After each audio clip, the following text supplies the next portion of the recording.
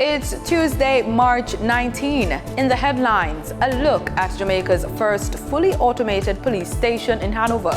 In business news, Financial Investigations Division is to engage professional realtors. Regionally, Guyana's president and CARICOM chair implores investment in agriculture. And in sports, ISA Boys and Girls Champs start today. This is the news on PBC Jamaica. I'm Simone Absalom.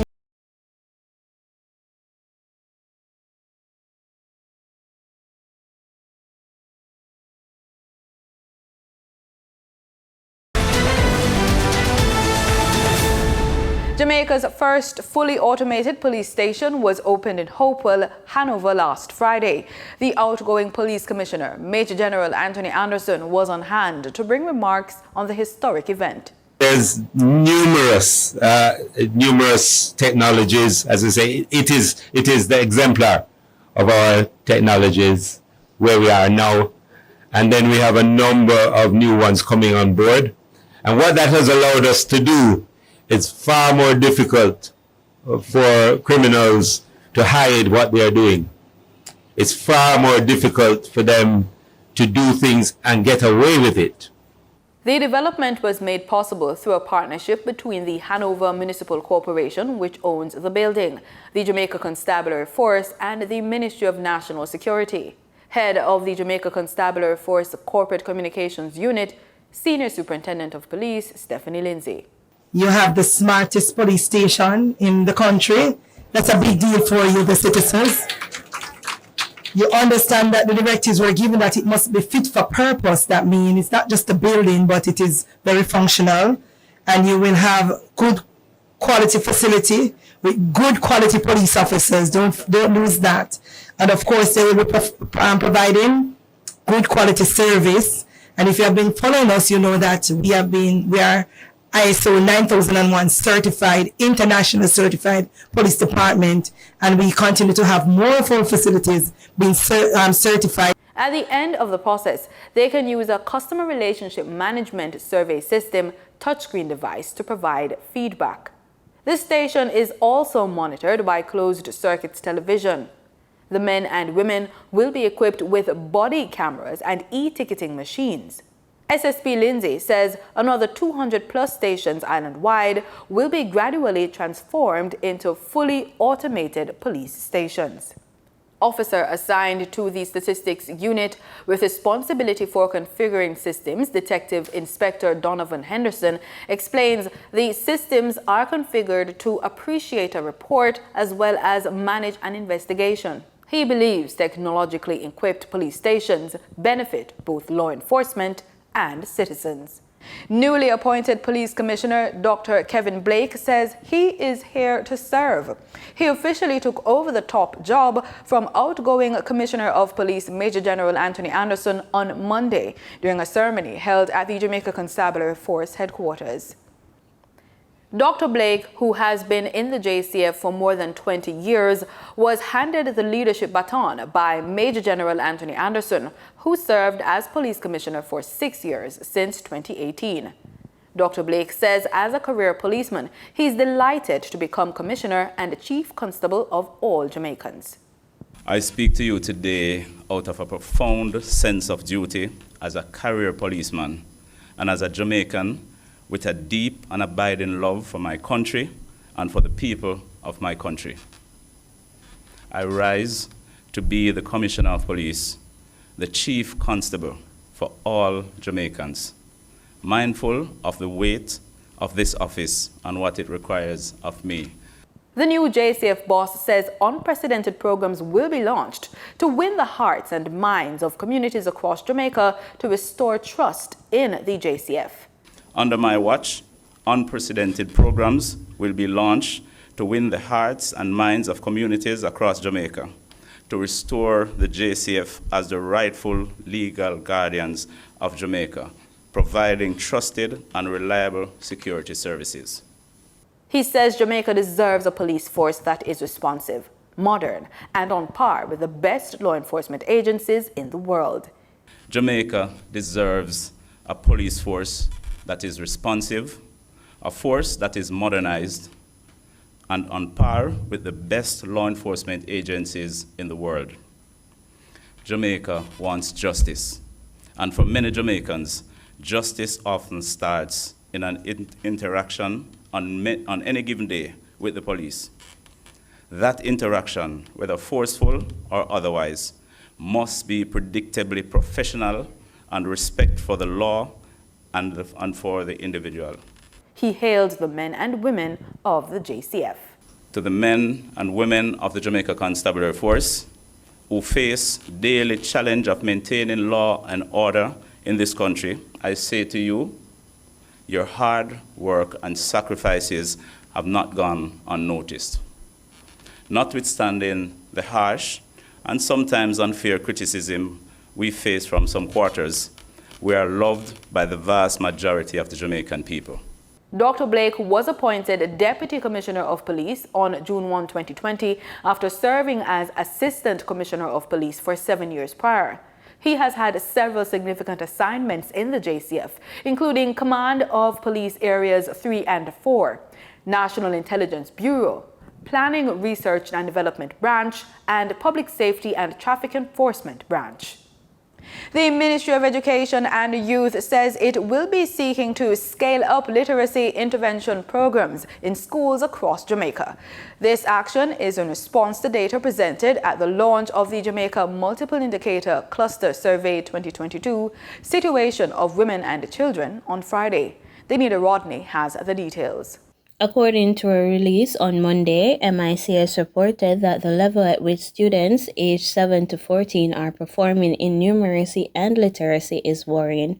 Portfolio Minister Favour Williams, in her statement at the launch, pointed out that the ministry responded to 225 schools who were identified to be operating at an unsatisfactory level.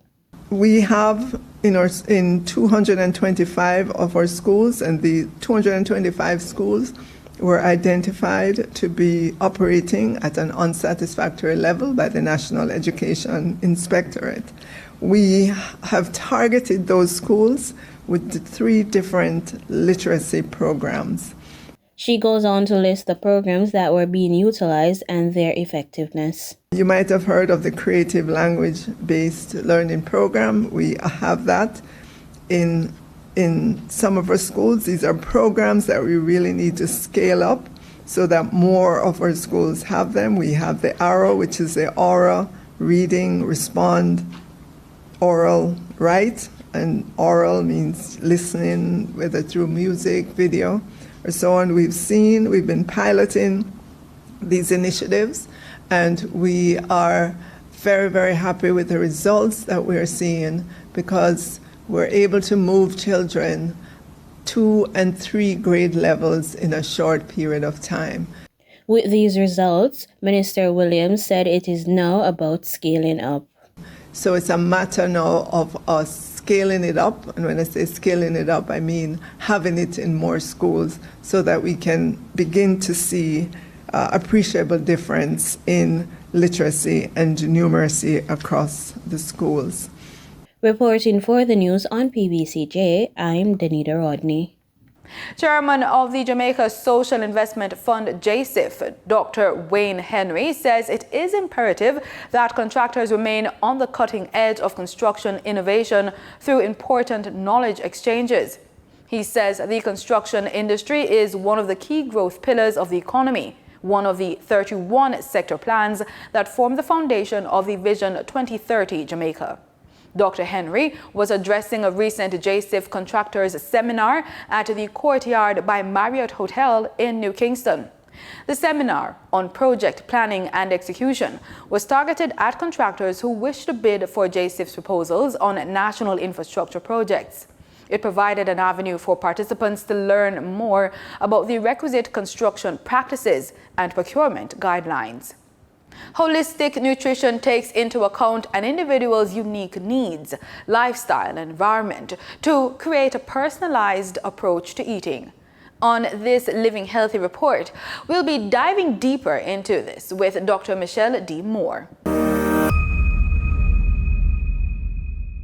What is holistic nutrition? Right, so let's break it down. So holistic is the whole. So the body, the mind, and the spirit, all the functions, the elements that the body is made of. Nutrition, food is often seen as nutrition, but it's an aspect of nutrition. And nutrition is basically elements that the body needs to function. So nutrition covers a natural diet, healthy diet, emotional poise, your mental balance, healthy relationships, fresh water, fresh air, and exercise. So we're looking at the body as a whole. A lot of the focus is usually on what we put into the body, food and drink, but the heavy focus should really be its internal environment, the mind and emotions. What do you think we focus on least when it comes to our health? Emotional and mental balance is so overlooked. And there's a stigma about mental health and even automatic negative thoughts, which we all have. It's just whether they control you or you control it. A lot of people are ashamed or embarrassed and don't want to admit that they are suffering poor mental health. So the more we focus on what's going on inside is the more we can help ourselves in our everyday life. And it has a knock-on effect on who we are and what we do. Explain how one would practice holistic nutrition. So we will assess where you are at mentally, emotionally. I look at your lifestyle. So I want to know what the factors are that you believe that are depleting your energy. You could have high stress levels. So we look at areas of your life that we feel that are contributing to the stress. And I'll ask them some questions about their history, health history, family history. And what's most important is how they feel about themselves. Because a lot of it is you. You're invested in you, but you need to understand you because this is what you apply to the world. So it's what you think about yourself, your self-esteem, your confidence, your abilities, because that's rooted in everything you do. What food should we eat to better our health? So the core thing to do is, I say, eat from the rainbow. Eat the colors of the rainbow. Some of us limit ourselves to particular types of food because of culture, because of ease, but go to the supermarket and pick different colors. You know, oranges, aubergines, carrots, reds, yellows. We want to explore the vegetable kingdom as much as we can. If you are a meat eater, we want to consume less animal products. So if you're eating chicken or meat or fish, try to have more vegetables, more of the plant kingdom dominating your meal than the animal kingdom. What are some good protein options for vegans? Okay, so the misconception is that protein comes from animal. Well, it does, but it's not the best protein. So it's a high quantity of protein, but poor quality. So why don't we go straight to the source? Plant kingdom. So try to opt for more green vegetables. Those are going to be high in protein. Green leaves, hand-picked, go to the farm, go to the country, but where possible, get mostly green fruits and vegetables. Time now for the business report with Danita Rodney.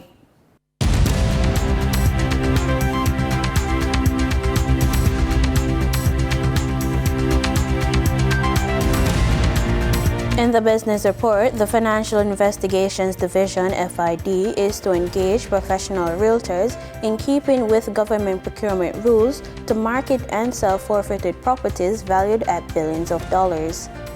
Speaking during the opening of the budget debate in the House of Representatives last week, Finance Minister Dr. Nigel Clark said the department manages a portfolio of 118 real properties with a combined market value of 2.6 billion Jamaican dollars.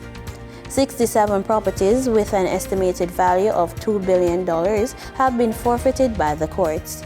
Of the 67 forfeited properties, 26 with an estimated market value of $685 million are the subject of foreign forfeited orders, and the proceeds of any sale will be subject to the asset sharing agreement.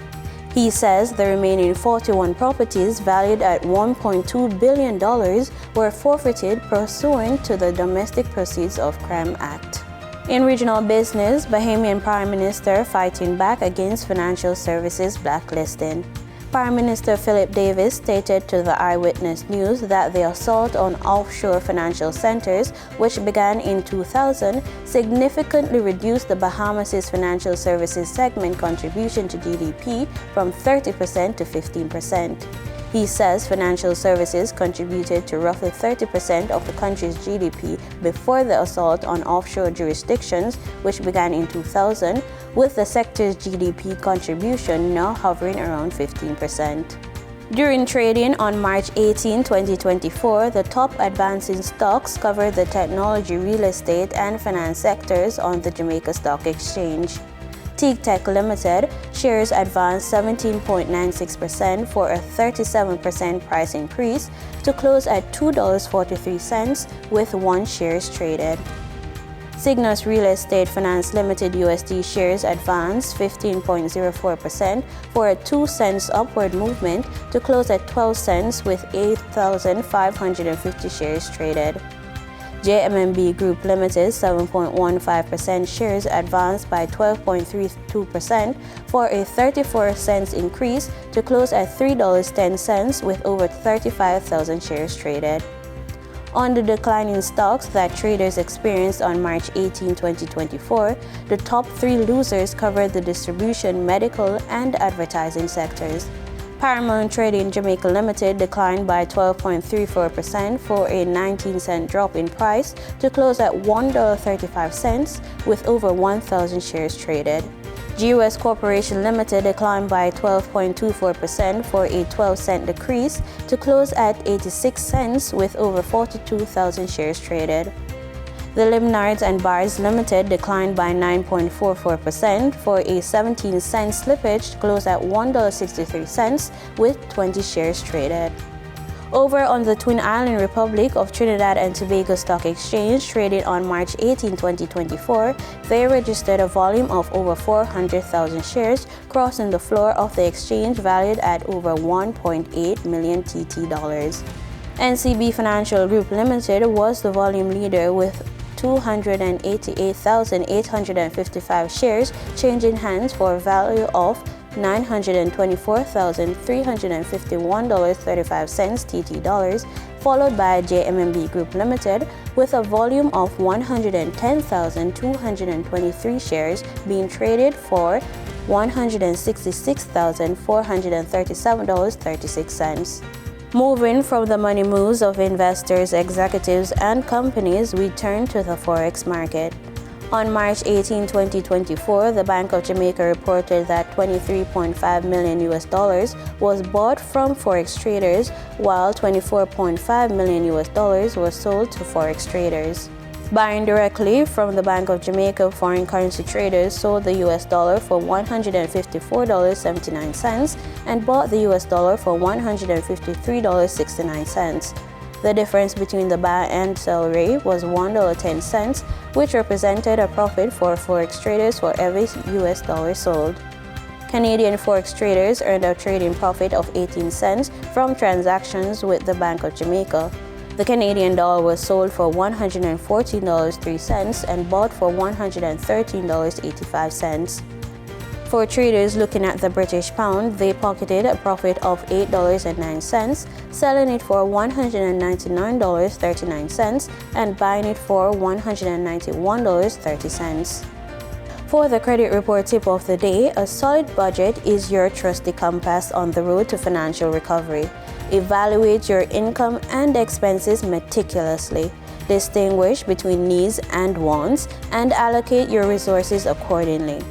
Remember, a well-structured budget not only helps you manage your finances, but also instills discipline and control over your spending habits, laying a sturdy foundation for rebuilding your credit. And with that, we wrap up today's business report. I'm Danita Rodney. In regional news, millions are starving and many others do not have access to the healthy food needed as part of their daily diets. This was a sobering fact shared by Guyana's President, Dr. Irfan Ali, on Monday, as he addressed the opening ceremony of the Food and Agricultural Organization's Regional Conference, which is being held in Georgetown this week. More from Newsroom Guyana. Guyana is increasingly focused on ensuring that people in Guyana, in the region, and all around the world have access to healthy food and enough food so that they don't have to go hungry. The country has been providing leadership, particularly in the area of food security. And this year, it is hosting the Ministers' Summit of the Food and Agricultural Organization, called the FAO. That summit is being hosted right here in Georgetown, and it opened on Monday at the Arthur Chung Conference Center at Liliendal. Guyana's President, Dr. Irfan Ali, who's also the chairman of the Caribbean community called CARICOM, addressed the opening ceremony on Monday. For him, there are several key issues that must be addressed to guarantee that countries have food security. It's about a food production system that involves technology, that involves processing, that involves transport and logistics, that involves value creation, that involves agriculture, producing the raw materials. So how do we ensure that women and young people are involved in this ecosystem that we speak about, this food production ecosystem? How do we get to a position where decision-making in the food production system, of which agriculture is a component, is data-driven? And this is important in a world where we have such susceptibility to climate events. Decision-making must be data-driven as far as possible. Deploying more modern technologies in agriculture and food production and getting more women and youth involved in agriculture are two of the key solutions the President wants the conference or the summit to focus on. But he also says that countries must focus on how they can collaborate and really demonstrate much needed political will to solve food insecurity. The Barbadian government has announced a new billion-dollar climate investment plan that will, among other things, aim to create thousands of jobs. Prime Minister Mia Mottley outlined the key targets of the Barbados National Resilience Plan, which runs up to 2035. We aim, sir, between now and 2035, as a result of this plan alone, to be able to generate 10,000 new quality jobs and to achieve a 50% reduction in the poverty rate in this country, ensuring that 100% of the population also has access to primary and secondary health care, and that we can, as I said earlier, attain 100% renewable energy generation. To do this, to execute all of this will require a total investment of $14.5 billion by 2035, or to put it more clearly, just short of 30 billion Barbados dollars. 1.9 billion Barbados, comprising of 100 million US, 200 million Barbados from government revenue resulting from business as usual GDP growth, and another 850 million US or 1.7 billion Barbados generated through additional GDP growth spurred by the successful implementation of the implementation plan. We have already started with one debt swap. We broke new ground globally with the debt swap for nature, what we call the blue bonds, and we are now looking at a debt swap for climate in order to allow us to secure more, cheaper, and longer-term public financing from domestic and international lenders, which we are championing through the Bridgetown Initiative and which will be a critical part of the portion of this financing. Violence by criminal gangs continues unabated in Haiti. This despite concessions by the government, including the resignation of Haitian Prime Minister Ariel Henry. The fighting has displaced around 160,000 Haitians, and thousands more have been forced to flee the capital, Port-au-Prince. Al Jazeera's Manuel Rapallo reports. A bloody scene in the outskirts of Haiti's capital, Port-au-Prince. In the early hours of Monday, gangs reportedly attacked 2 upscale neighborhoods, leaving nearly a dozen dead. It's the latest in a spiraling wave of gang-related violence gripping the country. We woke up this morning with bodies in our community of Pétionville. Pétionville is not that kind of community where people are killed, and we are here to remove the bodies before the children start walking to school and the vendors start to arrive. Caving to demands by Haitian gangs, Prime Minister Ariel Henry announced last week he would resign following the creation of a transitional presidential council. Despite the announcement, gang violence has not abated, sparking new concerns from international observers over a crisis that's already grown out of control. It is not hyperbole to say that this is one of the most dire humanitarian situations in the world. In neighboring Dominican Republic, security forces were deployed on Monday to the Haitian border. Locals there say the humanitarian crisis is also having a dramatic impact on commerce. Here, the situation is difficult. Not many Haitians come due to the problem in Haiti. They come twice per week and 5 days that they don't come because the situation in Haiti is not easy. Leaders from other Caribbean nations are holding talks to resolve the crisis, including aiding with the establishment of a transitional presidential council. A multinational police force to restore order in Haiti, backed by the United Nations and led by Kenya, has reportedly been delayed. Kenyan officials saying the deployment of such a force will happen only once the transitional council has been created. Manuel Rapalo, Al Jazeera. In sports, the Issa Grace Kennedy's Boys and Girls Athletics Championships begins today, March 19, at the National Stadium. Overwhelming favorites and defending boys champions, Kingston College, are expecting a strong challenge from Jamaica College. Edwin Allen, whose 8-year reign was broken last season by Heidel, will fight for victory this time around in an effort to return to the top of the heap in the climb for top honors among the girls. The championships, which is one of the most esteemed track and field events across the globe, will witness the country's top junior athletes battling it out for their schools in what promises to be a grueling 5-day competition. Now on to the pitch. Cricket in the United States continues to be on the rise, and this can have direct benefits to the Trinidad and Tobago landscape by encouraging teams to tour the islands to gain exposure to new conditions. The Institute of Cricket, or TIC, from Dallas, Texas, began their local tour a few days ago and have gained priceless experiences. The Institute of Cricket was formed less than 2 years ago in Dallas, Texas, with the intention of molding well-rounded human beings while creating opportunities for both male and female cricketers. The team embarked on a compact 5-day Trinidadian tour, playing 350-over matches with 140-over day-night encounter against 4 different teams in North and Central Trinidad. The team is coached by Anand Tumala and managed by Manesh Javadi, who says their main objective of this tour was to experience tougher playing conditions.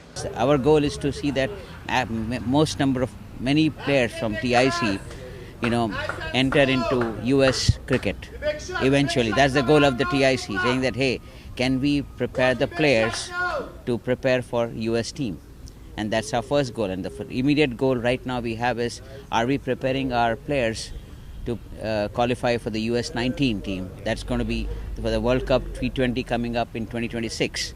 So that was our primary goal, saying that, hey, can we have multiple experiences over a period of time till 2026, till next year the trials come, right? Till then we prepare ourselves so that our maximum number of players get selected for that. Meanwhile, one of the senior players from TIC, Suvir Gudapati, says fitness was a key staple in their preparations for this tour. The Trini heat, it's difficult to deal with, and we've just been doing a lot of practice, a lot of batting, bowling. We've been getting our plans right before coming over here. The cricket is more developed here than it is in the US, so it was nice coming out here playing on these type of wickets because we don't have many of those in Dallas. Well, as TIC, as an academy, I think we would like to produce 3 to 4 good USA under-19 players. And I think we just want to grow as an institution, have these tours more often to bring our players more exposure on turf wickets and against good quality opposition. And speaking on the only female in the touring party, Aditi Kumar, Javadi mentioned she is already on the US women's team radar. And that's it for the news on PBCJ. You can follow us on our social media platforms at PBCJamaica. Thank you so much for watching.